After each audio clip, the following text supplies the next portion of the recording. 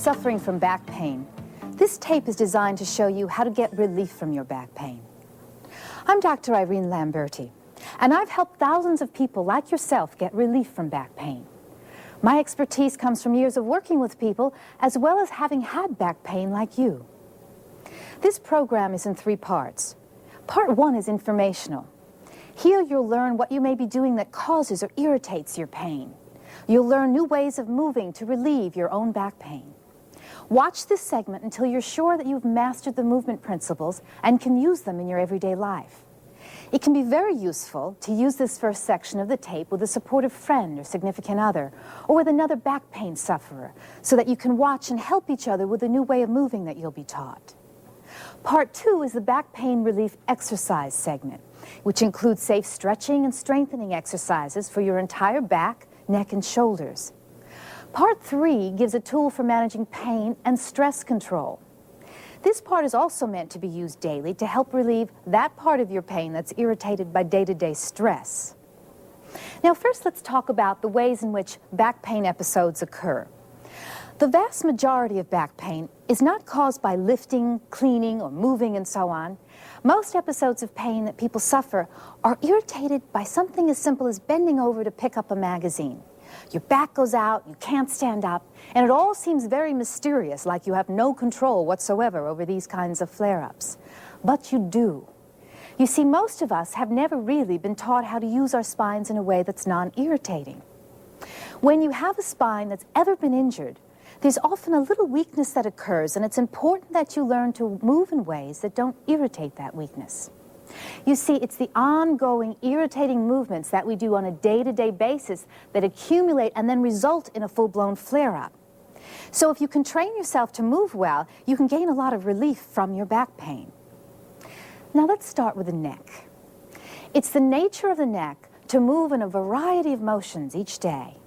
Most of us end up with an excessive amount of forward bending like this. If we look at the neck from the side, you will see that the spine is facing in this direction, and you'll notice the curve here like this. This curve has a very important function. We have this skinny little neck holding this heavy 10 to 15 pound weight of the head. When this curve is altered or straightened out somehow, you have the most common irritating factor to injury and chronic pain in the neck. An alteration of the curve of the neck causes neck pain, headaches, shoulder pain, and or pressure on the nerves that come out of the neck and go into the arm and hand. Some people get this neck shape from trauma, such as an auto accident where the head snaps back and then snaps forward, resulting in torn tissues of the spinal joints and muscles.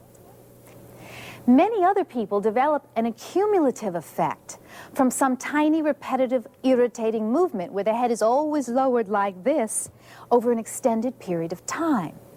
Eventually, the curve is then weakened or lost. If you work at a desk all day, you may want to take a look at this.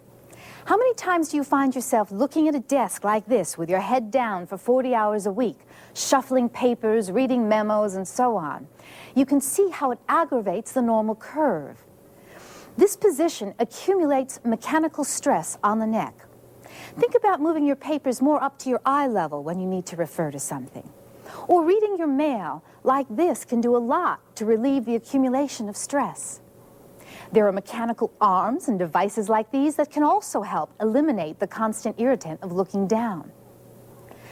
How about this? You'd be surprised how many people read at night or watch television with their head jammed up on the couch like this. Another irritating factor. Or maybe you're one of the millions of Americans that like to sleep like this at night with 2 or 3 pillows at their head. This is not a good idea either in relieving stress. Let me show you one way of sleeping at night that actually supports the neck curve. What we'll do is take a nice soft pillow, one that you can bunch up underneath your neck like this, so that the neck curve is now supported. This is one of the better ways of giving support to your neck at night. There are also specifically designed pillows with a supportive neck curve built into them. Now, before we leave the neck, there are a couple of other things that I'd like to have you take a look at. Do you ever catch yourself doing this? This is not a great idea either for your neck. If you're on the phone a lot during the day, it is well worth the money to invest in a headset They can be worth their weight in gold if you have chronic neck problems and use the telephone a lot.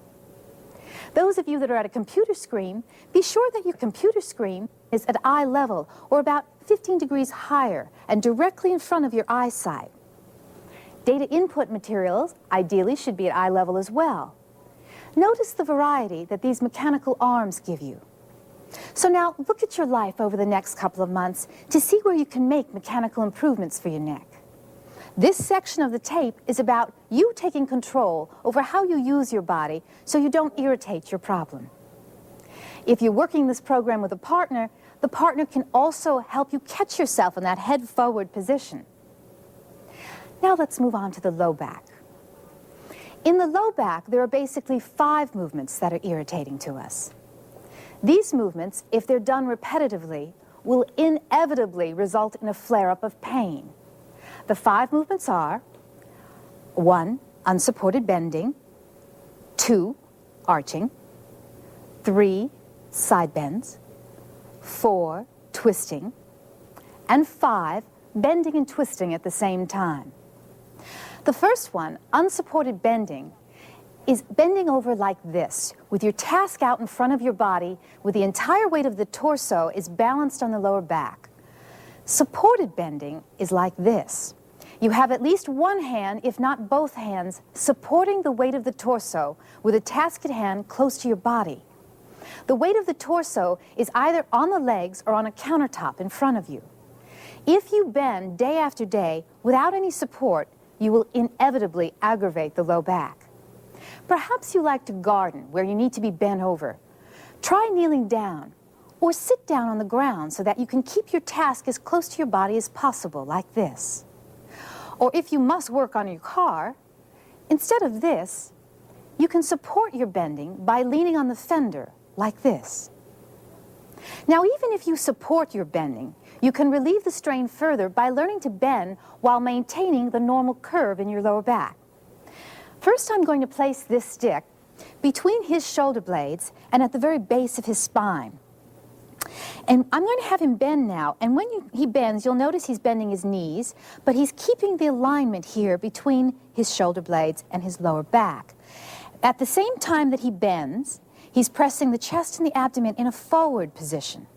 Now, if he wants to go all the way to the floor, he'll simply widen the base of his legs by widening his feet and do the same thing by going down.